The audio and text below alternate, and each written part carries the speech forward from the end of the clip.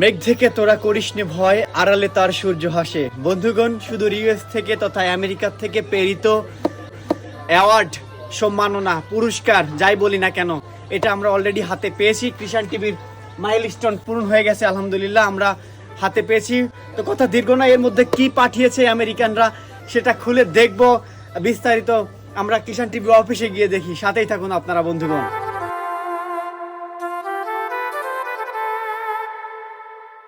Unboxing করবো, দেখি কি দিয়েছে।